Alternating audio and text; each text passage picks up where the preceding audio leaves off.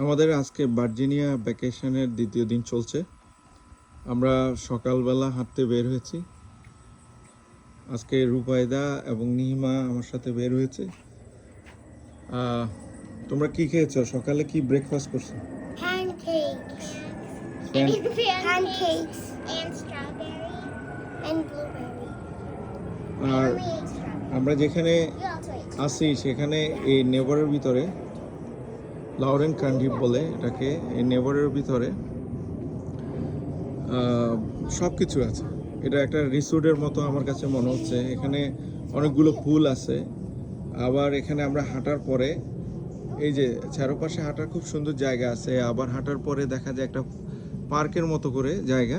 এখানে নিমা এবং রূপায়দা বসে আছে।